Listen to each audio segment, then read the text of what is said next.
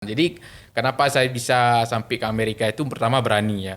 Walaupun belum siap, pokoknya yakin aja angkat tangan. Karena ada sistem di Kuarda itu model ada penilaian bukan dinilai, maksudnya ada nilai positif. Jadi kalau kamu siapa yang siap, angkat tangan aja dulu. Karena yang penting kita udah siapin, maju nanti salah nomor belakang. Program-program kita dengar rapi, manajemen campnya luar biasa, apalagi di Philmont itu seperti salah kata karena terbesar di Amerika ya, mungkin banyak sekali hal-hal positif yang bisa kita ambil. Apa yang bisa diterapkan mungkin disiplin pertama. Kalau program gampang kita tinggal pindahkan, tapi kemampuan menjalankan program itu mampu atau tidak.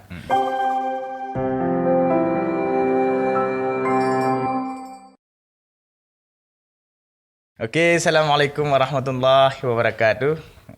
Kembali bersama kami di Almanar Podcast. Pada malam ini saya sudah kedatangan seorang narasumber ya.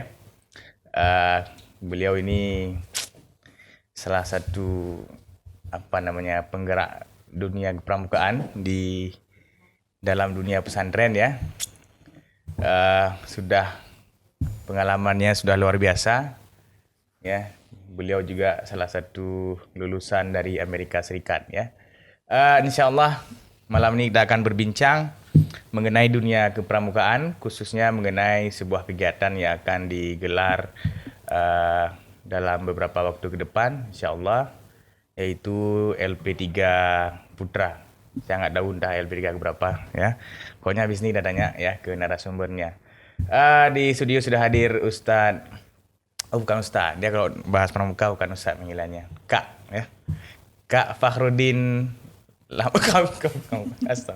Kak Fahrudin ya. Fahrudin Lamno ya. Kalau saya sering sebut Kak Fahrudin. Selamat datang Kak Fahrudin. Ya, selamat datang. Terima kasih sudah mengundang kita ya. Kami tuh dapat berdiskusi sedikit tentang pramuka ya.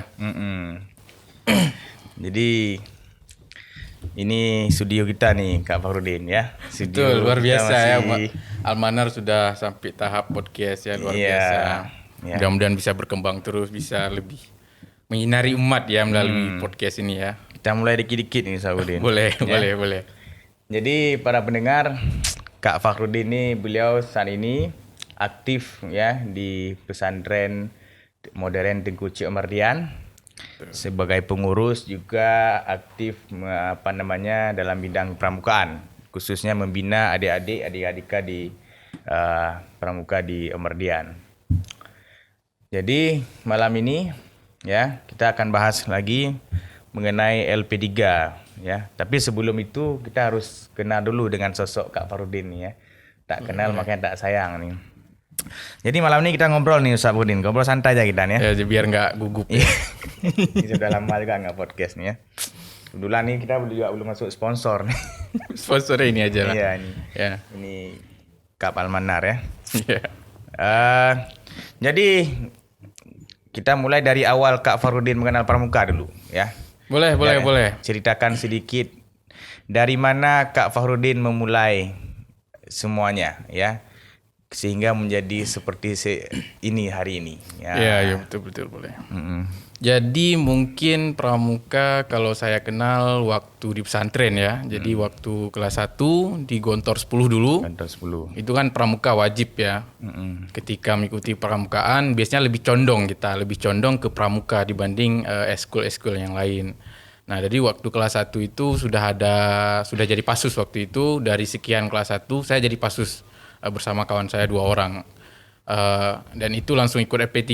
Jadi LP3 ini sudah saya ikuti dari kelas 1 sampai kelas 5, kemudian kelas 6 nggak ada di sini.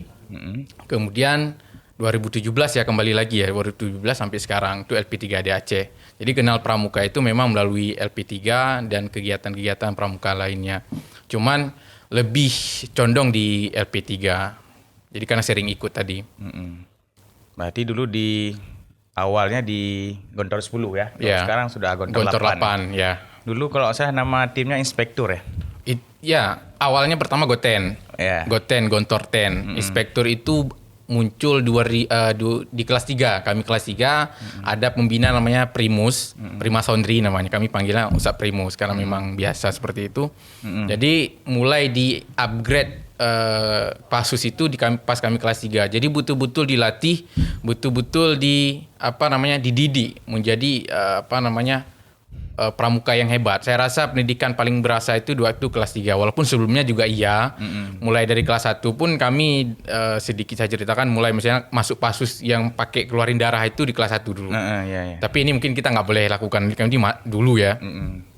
Nah, kelas 2 itu juga pembinanya kurang turun karena LP3 waktu itu di Gontor 10 ya kalau nggak salah karena mau ada peresmian Gontor 10. Jadi expertnya itu di kelas 3, itu LP3 di Biren. Iya. Ada ikut nggak? Iya, ada. Ada ya. Nah, itu di Biren, itu baru dicanangkan nama inspektur. Memang namanya diminta dari kita bermacam-macam nama, tapi pembinanya udah siap dengan nama itu. Itu kepanjangannya Intelligence Special Black Force Inspektur dan itu masih ada sampai sekarang. Jadi dulu salah satu pembina siapa? Pembina Pramuka di Gontor 10 dulu. Primus Sondri, ada Ustaz Rahmat, ada Ustaz Amsal satu lagi, lupa saya. Kak Amsal ya? Ya, Kak Amsal. Waktu itu juga masih pembina saya waktu itu waktu kelas 3. Beliau kan ngabdi ya. Iya. Saya masih ingat tuh ya. Jadi kehadirannya inspektur itu ya dalam penilaian saya sendiri ya. Istilahnya hadir sebagai orang baru tapi menggemparkan bumi perkemahan ya. Boleh. Ya. Jadi mantap sekali dulu ya. Ya, betul. Jadi LP3 ini sudah lama ya. Saya ingat saya ada beberapa ya. Saya kelas 4 waktu itu kalau nggak salah. Yang di Gontor 10. Saya ikut Ramadu di waktu saya kelas 4. Itu berarti saya kelas 2 waktu itu. Ya. LP3 udah lama mungkin dari Ya, 2002, 2003 tuh udah ada. Cuman heboh-hebohnya 2006 ya. Iya. 2006 ke atas. Kemudian di Biren tahun kelas 5 ya. Jadi berarti begitulah perjalanan Kak Farudin tadi sehingga terbentuk menjadi seorang pramukawan ya. Apa sebutannya pramukawan? Ya, anak pramuka lah ya. Seorang pramuka sejati ya. Bisa. Kemudian Kak Farudin melanjutkan dari Gontor 10 ke Gontor Pusat ya? Betul. Di sana aktif pramuka juga? Betul. Jadi waktu itu setelah memang di Gontor 10 aktif pramuka, kembali ke Gontor 1 karena wajib di sana setahun ya. Itu jadi bagian pramuka juga dan bersyukurnya itu jadi bagian angkulat ya, bagian latihan. Jadi karena di bagian di Gontor itu ada koordinator, itu pas masa saya 80 orang. Jadi 25 orang itu jadi angkulat. Angkulat itu bisa dibilang pilihan pramuka dari Gontor itu sendiri. Dari Gontor-Gontor cabang diambil 1-2 orang. Jadi memang yang manajemen kepramukaan di Gontor itu angkulat waktu itu. Ada bagian lain misalnya angku perpus yang memang ngurus perpustakaan. Ada angku kedap ngurus memang perlengkapan. Jadi kalau mau kemah itu ya mereka yang sediain perkemahannya. Tapi yang manajemen hari Kamis, karena kami hari Kamis ya latihan wajibnya itu angkulat. Nah kalau tim-tim lain ini kalau nggak aktif ataupun nggak ada kegiatan dikerjakan, biasanya mau bantu saja. Nah itu yang menjadi titik belakang juga belajar organisasi di kepramukaan. Memang ada kurang lebih tapi dari situ belajarnya. Kemudian pas ngabdi juga saya di Mabikori. Kemudian saya ngabdi lagi Gontor 10. Kembali lagi ke Mabikori. Jadi terlibat, jadi hari-hari saya ini terlibat dari pramuka nggak pernah lepas. Jadi nggak ada istilah kata copot baju pramuka, kan banyak ya orang suka pramuka di santri.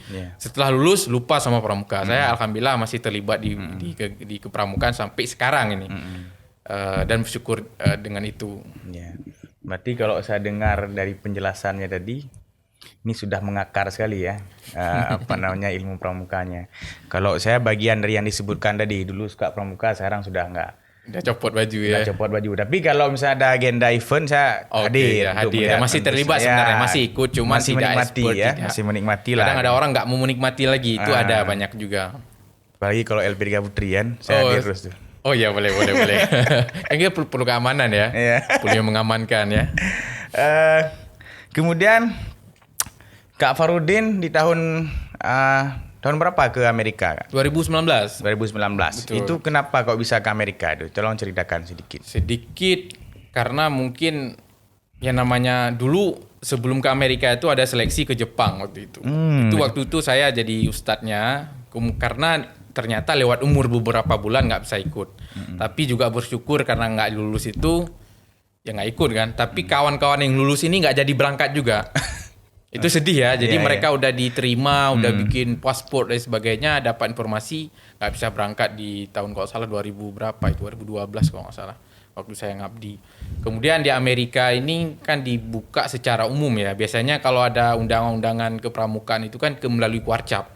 Tapi beberapa dari andalan-andalan Kuarda ini memutuskan ini kegiatan ini kita buka secara umum aja. Jadi orang-orang seperti kami yang freelancer suka pramuka tapi tidak terikat dengan Kuarcap ataupun nggak aktif di Kuarcap bisa ikut serta. Jadi nggak harus melalui surat dan sebagainya. Jadi ada nilai positif itu kegiatan ini dibuka secara umum. Cuman ketika pengumuman ini dibuka banyak yang menyerah. Jadi sebelum mencoba sudah menyerah. Artinya banyak kawan-kawan saya kabarin, ayo ikut ini kegiatan yang dibuka nih. Memang waktunya harus cepat. Mulai ada bahasa Inggris, sudah ada kemampuan bahasa Inggris, skill kepramukaan dan sebagainya. Memang diminta di situ kan ke luar negeri kan. Jadi nggak sembarangan. Jadi yang ditargetkan Kuarda waktu itu mungkin yang daftar 60 orang. Ternyata yang daftar itu sekitar 23 kalau nggak salah waktu itu. Jadi kami daftar termasuk kawan kita dari Mursida Ulfa ya. Mursida Ulfa juga ikut daftar waktu itu dari kawan-kawan pesantren. Jadi banyak yang daftar dari pesantren. Jadi beberapa juga dari luar. Nah, daftar kami 23 orang dengan persiapan mungkin waktu itu karena namanya Amerika belum pernah kita ke sana, itu luar biasa persiapannya. Pokoknya buku tentang pramuka kita baca dalam bentuk bahasa Inggris, terus bahasa yang kita coba-coba aja itu. Kemudian cari materi-materi tentang pramuka Amerika karena didatangkan dari Amerika Mr. Brook. Jadi takutnya ditanya tentang pramuka Amerika kita nggak tahu sama sekali. Namanya juga kita persiapan ya. Tim seleksinya. Jadi ada wawancara dengan Mr. Brook. Jadi memang diskusi tentang pramuka walaupun di kemudian hari nggak ditanya tentang pramuka Amerika tapi tanya tentang diri kita. Ikulah seleksi kami. Itu kalau nggak salah 2 malam nginap 3 hari lupa saya pokoknya. Semalam menginap 2 hari. Pokoknya ada sesi diskusi dengan Mr. Brook itu sendiri. Banyak hal lah ditanya tentang adat dan sebagainya. Persiapan juga tentang misalnya adat budaya kita harus bisa tampilkan di situ. Waktu itu saya pede juga. Pokoknya siapa yang mau duluan saya angkat tangan. Jadi kenapa saya bisa sampai ke Amerika itu pertama berani ya. Walaupun belum siap. Pokoknya yakin aja angkat tangan. Karena ada sistem di Kuarda itu model ada penilaian bukan dinilai, maksudnya ada nilai positif. Jadi kamu siapa yang siap, angkat tangan aja dulu. Karena yang penting kita udah siapin, maju nanti salah nomor belakang. Jadi waktu itu saya ketika daftar ada uji skill pramuka, saya angkat tangan aja dulu. Itu seperti itu. Kemudian sampai pada level diumumkan. Diumumkan sebenarnya yang lulus itu 3 orang. 3 orang saja. Saya, pertama tuh Ramazalul. Kemudian Mursida Ulfa, nomor 3 saya. Waktu itu yang benar yang siap berangkat ke Amerika 3 orang. Ini saya buka aja ya, karena ini biar nanti ya tahu lah. Jadi karena beberapa hal terpilihlah sampai 13 orang kalau nggak salah. Ya 13 orang dan mereka sebenarnya orang pramuka juga, mereka berskill juga, tapi karena yang namanya seleksi mendadak ya. Jadi harus training lagi. Kami bertiga nggak perlu training sebenarnya. Bahasa Inggris nggak perlu training. Sebenarnya saya nggak bisa bahasa Inggris. Nggak bisa bahasa Inggris ya bisa seperti itu aja karena basicnya dari santri ya. Tapi karena menghargai kawan-kawan dan tahu diri juga bahasa Inggrisnya rusak. Jadi yang 13 ini harus training semua. Jadi dalam seminggu itu mungkin kita ke Kuarda sampai 3 kali. Itu bolak-balik itu. Kalau saya kan dari Indrapuri itu lumayan 30 menit. Jadi karena perjuangan ke Amerika dan keinginan gitu ya paksain aja. Ongkos habis dalam transport nggak ada masalah. Malam di Kuarda nanti ada kegiatan malam. Pokoknya sibuk dengan seleksi persiapan di sana. Kemudian dari 13 orang ini setelah training kami juga ngambil English course ya, TOEFL kayak gitu, prediction tapi waktu itu karena nggak ngambil TOEFL yang sebenarnya karena TOEFL prediction bisa dipakai. Jadi TOEFL prediction ini yang paling sedikit nilai itu saya waktu itu. Karena kan dari 13 itu 6 orang itu basicnya kuliah bahasa Inggris. Ada yang sudah lulus, ada yang lagi progress. Itu kan beda bahasa Inggrisnya dengan saya. Cuman karena saya juga tinggalin bahasa Inggris itu selama santri 2012. Karena kelas 4 dulu pernah jadi bagian bahasa, itu nilai plusnya. Cuman sekian lama 2012 ke 2019 kan lama kita nggak belajar bahasa Inggris, cuma ngandelin nonton film kayak gitu kan. Jadi nggak maksimal. Cuman bisa kita tingkatkan. Cuma karena dalam waktu singkat dapatlah nilai terakhir itu 410. ketika diminta oleh Kuarnas harus ada berkas bahasa Inggris ini, ya udah itu aja yang disubmit. Ya udah mau nggak mau yakin aja kawan-kawan ada yang 490, 480, 470 kawan-kawan semua. Jadi saya pikir udahlah nggak apa-apa kirim aja, kalau emang bisa berangkatlah waktu itu. Jadi semua kawan ini siapin semua berkas, memang agak rumit persiapan ke Amerika itu, dari berkasnya sendiri udah capek. Kirim ke Kuarnas mengirim ke Amerika. Nah, di situ selesai tugas kami. Tugas kami selesai sampai situ, sampai pada tahap menunggu informasi diundang dari Amerika. Artinya dapat panggilan ke Amerika. Karena kalau nggak dapat panggilan ke Amerika nggak bisa berangkat. Kemudian dapat satu orang, lupa saya namanya. Dia dapat di California kalau nggak salah. Itu nggak lama durasinya, sekitar 2 bulanan. Dia cepat dapat panggilannya. Kemudian tunggu beberapa minggu lagi dapat lagi si Zawil kalau nggak salah. Tapi waktu itu pernah dengar Mursida yang dapat panggilan itu. Iya. Itu kan progresnya kejadiannya seperti ini. Di nama campnya Camp Yagup. Itu dekat New York. Lupa nama daerah, dekat New York lah, di satu pulau seperti itu.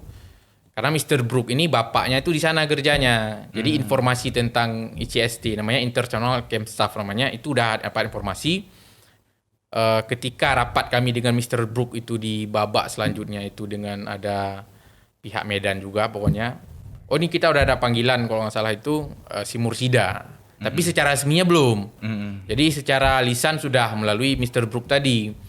Ternyata ketika panggilan untuk ke Yagup ini, Camp Yagup namanya, itu bukan Mursida. Jadi ada namanya Ulfa namanya. Ada juga namanya Ulfa. Ternyata setelah tanya sana sini, miskomunikasi di sananya dengan sini. Jadi mungkin kita nggak pernah tahu ya apa hikmah di balik itu, apakah seperti itu kejadiannya atau memang salah dalam panggilan dan sebagainya, kita nggak tahu. Tapi yang dapat info kami seperti itu, kesalahan penulisan nama. Kemudian orang lain yang terpanggil, jadi Mursida nggak jadi berangkat karena memang sudah dijanjikan oleh Mr. Brook ini nggak dapat, karena nggak sesuai ketika dapat panggilan. Sudah 3 orang udah dapat.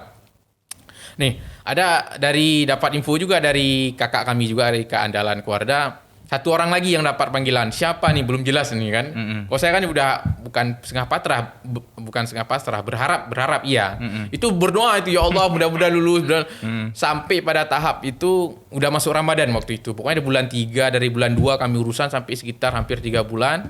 Bulan Ramadan udah pokoknya kami tuh wajib cek email. Takut karena dikirim melalui email kan. Email kita submit ke Amerika lewat situ. Cek lagi, pokoknya cek emailnya tiap hari. Suatu saat saya sholat taraweh waktu itu, dalam sujud tuh udah pasrah. Jadi ya Allah, ya udahlah kalau memang lulus nggak apa-apa, alhamdulillah. Kalau nggak juga nggak apa-apa. Jadi nggak ada istilah harapan besar sekali waktu itu. Nah waktu itu setelah sholat taraweh, baliklah saya ke asrama waktu itu sambil main komputer. Ada HP di samping komputer lah, saya cek HP lah sebentar, sekali cek, masuk emailnya, kaget kan? Ada panggilan ke Amerika, itu luar biasa senangnya karena kita nggak pernah, kita jangkauan kita Jakarta, Jawa Timur dan sebagainya, ke Amerika itu masih dalam film dan imajinasi. Dapat panggilan, kita harus admit lagi ke Amerikanya bahwa kita menerima panggilan ke Amerika. Panggilan, kemudian lanjut lagi, harus terima berkas dari sana, buat visa, baru berangkat. Kira-kira seperti itu singkatnya seperti itu. Jadi memang butuh melalui proses yang panjang ya. Betul, luar biasa, perjuangannya luar biasa memang. Kemudian yang saya tangkap tadi, kemudian kita juga harus ada persiapan yang matang. Betul. Kemudian keberanian ya. Keberanian.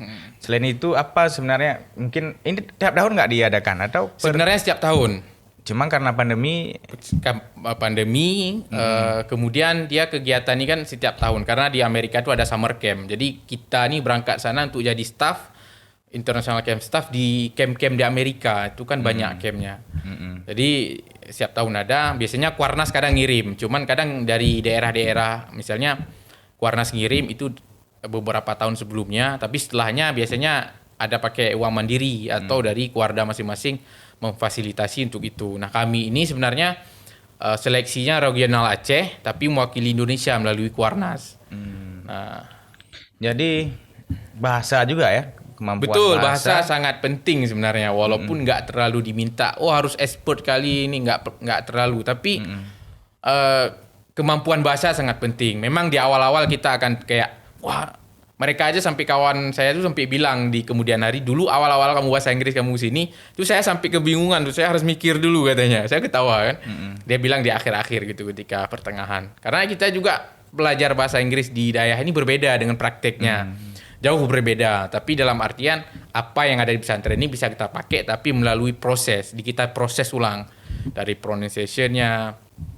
Kemarin saya sempat lihat video almarhum, kan beliau dari Inggris ya. Itu juga kaget, belum tahu bahwa beliau itu pernah kuliah di Inggris dan sebagainya. Kok pronunciation-nya dapat kali kok nih. Jadi kaget ternyata dapat ini, ternyata beliau kuliah di sana. Memang kita harus ke sana dulu baru baik bahasa kita. Tapi bukan berarti bahasa kita di sini nggak bagus. Tapi di situ level awal lah, basic yang kita pelajari ya, ke sana memang penting bahasa memang.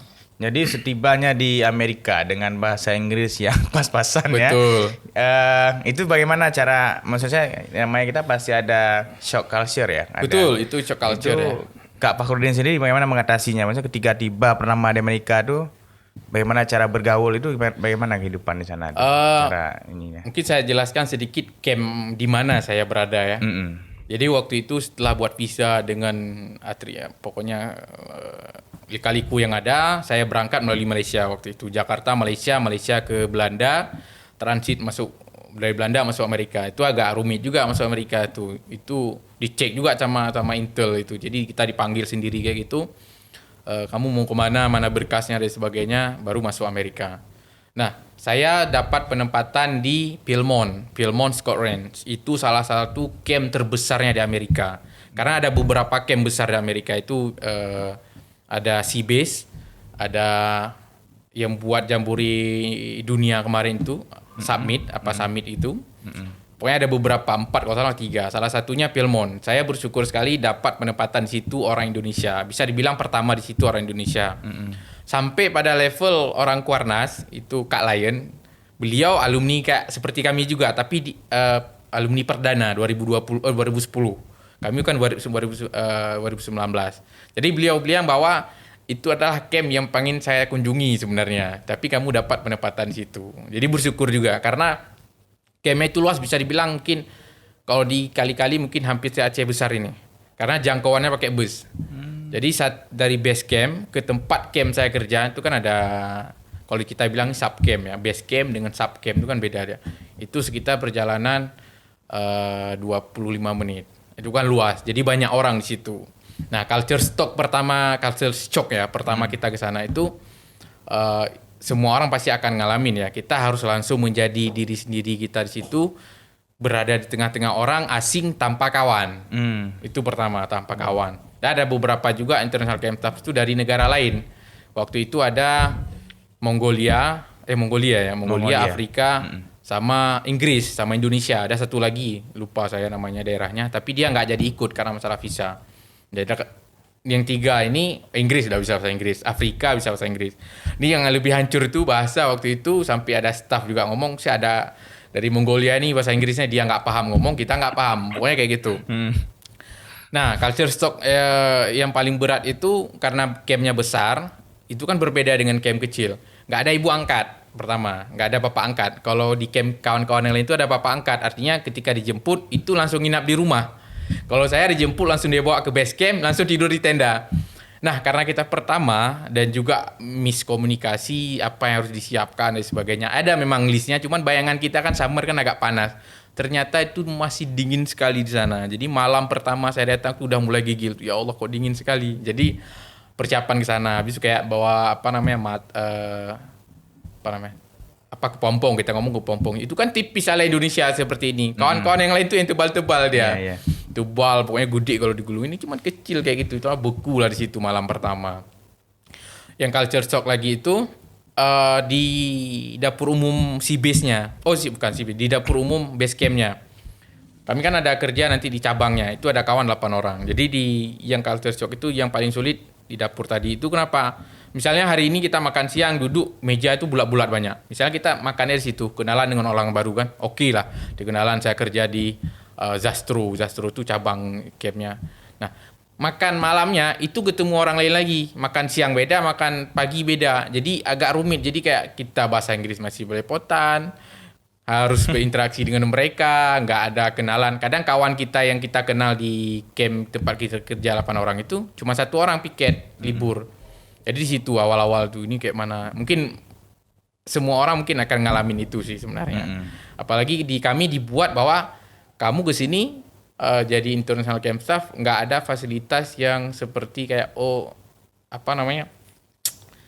diagung-agungkan atau dikasih kemudahan, nggak ada. Yang penting kamu dikasih tempat kerja seperti ini, kamu kerja seperti orang yang Amerika lain kerja. Ya udah kita harus siap seperti itu. Berarti kalau misalnya jadi apa staffnya. Kalau kita di sini apa ya panitianya? Panitia betul. Berarti Panitia. ada peserta camp, sedangkan kita sebagai panitianya. Betul. Karena ini kan camp terbesar dia. Berbeda dengan camp-camp yang lain. Sistem camp di Philmont ini cuma ada di Philmont. Campnya dia kemah selama 10 hari. Misalnya mulai dari sini nanti berakhir di sana nanti. Nah, selama perjalanan kita itu nanti kalau kita kan hiking sehari, ada pos-posnya. Nah, di situ ada juga camp-camp kecil. Camp yang permanen, ada orang tidur situ, ada tenda di situ, ada serambinya. Jadi ada game-game dengan permainan, setiap camp berbeda-beda. Nah, kami di situ staff stay di situ selama 9 hari kerja. 9 hari kerja itu luar biasa culture shocknya. Pertama, nggak ada sinyal di situ. Ada memang dia sulit. Malah itu mendingan di camp saya kerja itu masih ada lampu dia. Karena dia museum, Woodsbed Museum. Jadi dalamnya itu Woodsbed Museum tentang banyaklah atribut-atribut pramuka, tentang Woodsbednya itu sendiri lah. Jadi masih dialirkan listrik ke situ. Ada camp-camp jauh ke sana itu jangankan listrik sinyal nggak ada, masak masih pakai kayu dia. Masih kompor, tapi bakar masih pakai kayu. Kalau kami udah pakai kompor gas. Nah, jadi masih mendingan lah akses ke masih bisa ngecas HP. Walaupun kami HP nggak boleh buka waktu itu. Nggak boleh buka artinya selama ada peserta didik, no phone. Sempat saya tanya ke kawan saya di camp yang lain. Kenalan lah gitu, nanya. Artinya kan dia nggak ada sinyal waktu itu. Nggak ada sinyal, nggak ada listrik di tempat itu. Kayak mana kalian ini akses masalah HP kan kita perlu kadang-kadang bukan setiap saat. Malah dia bilang bahwa HP itu mengganggu, annoying kita bilang. Oh iya juga. Berarti memang orang ini nggak ada pegang HP. Itu yang saya respect. Malah saya nggak pernah ditegur artinya. Tapi kita harus belajar juga ya. Tapi baru kami pegang-pegang HP itu semua kawan-kawan yang lain itu di bulan ketiga udah hampir mau pulang, udah mulai jenuh di situ. Ya peganglah HP juga saya sekali. Itu bukan di depan anak-anak. Misalnya kita pegang anak-anak belum datang gitu kan. Kita main HP sebentar. Itu juga ngecek pesan. Kalau saya ngakalin sebenarnya. Jadi kalau udah kangen kali itu bukan kangen, mestinya kangen orang Indonesia ya. Saya bilang juga ke kawan gitu, kangen orang Indonesia, ke teman-teman, makan dan sebagainya. Mereka pahamin. Itu ke tempat kamar mandi, nah di situ dapat sinyal dia sedikit. Ya kan dapat sinyal sedikit, jadi ecek-eceknya sok kencing dan sebagainya. Gitu kan. Sok kencing, sapan dan sebagainya, say hi dan sebagainya, balik lagi. Jadi paling enggak itu menghilangkan rindu. Karena kawan kita kan beda culture-nya. Itu perjuangan itu salah satunya. Enggak yang paling berat sih. Habis itu di makanan. Kemudian Kak Farudin sendiri tugas tupoksinya apa selama jadi staff itu? Staffnya sama seperti yang lain. Misalnya di camp saya itu ada beberapa program. Misalnya kayak ATV itu tahu ya, yang motor cross itu, yang 4 roda itu. Ada namanya apa lagi saya lupa saya.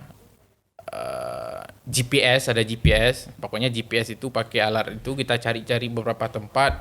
Kemudian ala horseshoes. Horseshoes itu yang game lempar kayak horseshoes dia kayak bulat kemudian lempar masuk seperti itu. Ada program-program seperti itu. Jadi peserta camp yang tadi yang hiking 10 hari itu datang ke kita misalnya. Itu ada yang hari ketiga, ada yang hari pertama. Jadi beda-beda jalurnya.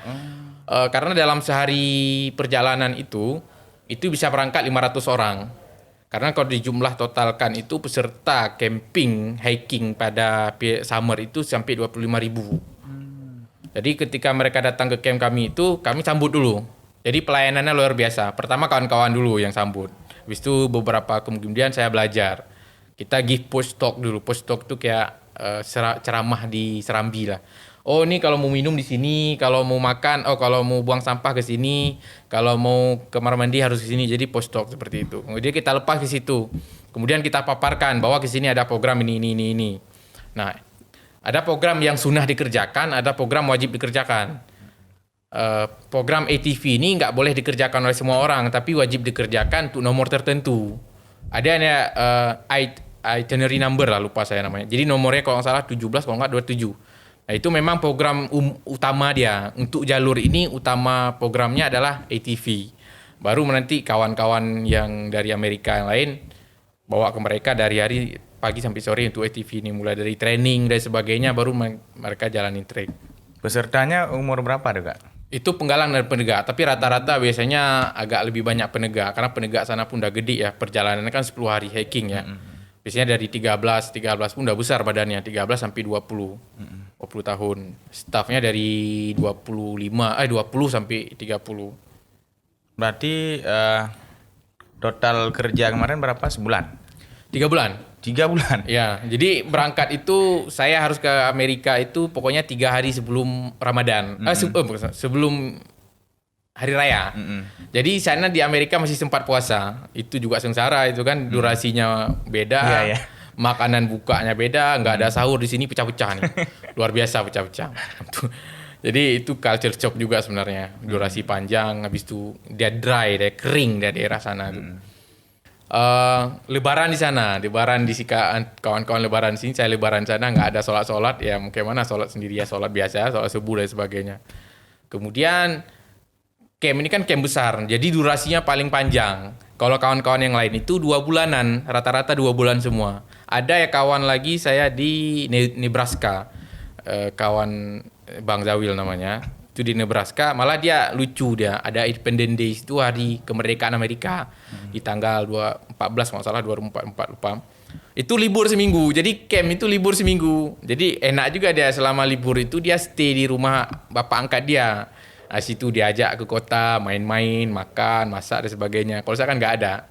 Kalau saya ada libur 3 hari itu pun saya gunakan untuk hiking. Jadi karena camp besar pesertanya 25.000 itu durasinya paling panjang. Jadi 3 bulan ya? Bisa dibilang 3 bulan. Dari Juni sampai Agustus akhir. Berarti kalau 3 bulan itu sudah lumayan tuh bahasa Inggris kita ya? Sudah lumayan inilah. Kalau ya betul. Mestinya memang saya merasakan ada perubahan-perubahan gitu. Pronunciation-nya. Apalagi kalau sekarang ada ngomong orang Inggris ngomong pun udah mudah dimengerti ya. Oh gini loh maksudnya.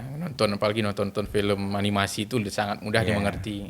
Bersyukur di situ. Karena kita kan sudah berbaru langsung ya. Langsung praktek. Langsung praktek ya. Kadang ada momen-momen event Bang ya. Itu perginya sama-sama orang Indonesia. Misalnya kemana, misalnya exchange apa. Itu kan masih diskusi bahasa Indonesia gitu. Kok ini memang dari awal pulang bahasa Inggris, nggak ada bahasa Indonesia, selesai. Nah tapi lucunya juga ada ketemu kawan dia Amerika gitu, dia belajar bahasa Arab. Kan lucu ya. Belajar bahasa Arab, belajar Al-Quran juga di sekolah mereka. Jadi belajar ngomong bahasa Arab juga, cuman bahasa Arab dia agak lebih ke bahasa Arab ini sih, bukan bahasa Arab, lebih bahasa Arab amiyah kalau dia pelajari. Kalau kita kan bahasa Arab hadis Al-Quran seperti itu ya. Jadi agak bisa beberapa kami diskusikan, tapi nggak terlalu connect jadinya, karena dia amiyah. Jadi kembali ke bahasa Inggris aja. Dia belajar Al-Quran juga. Jadi belajar, misalnya mereka itu di sekolah itu belajarnya nggak kayak kita semua materi kita pelajari. Kalau mereka milih, misalnya ada di sekolah itu ada bahasa apa, misalnya mereka pilih Perancis, ya udah belajar Perancis. Pilih bahasa Arab, belajar bahasa Arab. Ini sampai belajar Al-Quran, walaupun dia bukan Islam. Jadi cuma untuk mempelajari aja. Ternyata Islam itu ada Sunni, ada Syiah. Nah, kalau kita kan belajar terhadap Kristen tuh, ternyata ada Kristen Ortodok, ada Kristen apa lagi ya? Nggak tahu lah. Jadi cuman lebih ke situ. Jadi bukan mempelajari agama supaya paham agama, tapi pengen tahu aja. Sekedar tahu aja. Jadi banyak di situ datang. Kalau dalam pandangan Kak Fakhrudin sendiri, nilai-nilai apa yang ada di Amerika, khususnya dalam nilai kepramukaan ya, yang seharusnya diterapkan di Indonesia? Apa misalnya nilai apa yang baik itu dari sosial, kemudian kegiatannya misalnya yang semestinya bisa diaplikasikan di sini. Nah, gitu. Yang pertama kali adalah disiplin ya pertama ya. Jadi di sana kalau kita telat tuh malu. Misalnya kita janjian jam 4:15 tuh udah hadir semua. Jam 4:15, jam 4 kurang 5, jam 4 kurang 10 udah hadir semua. Jadi kalau kita telat tuh malah kayak aneh gitu, kok telat gitu. Jadi jam itu kita harus ada jam semua. Jadi semua staff tuh ada jam.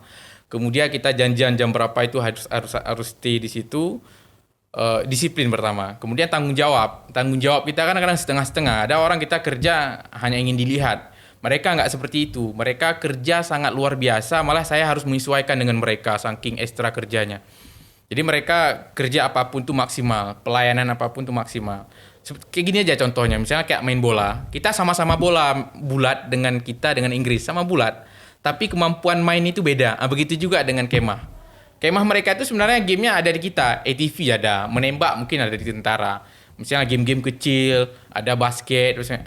Sederhana sebenarnya. Tapi manajemen camp itu tadi yang luar biasa.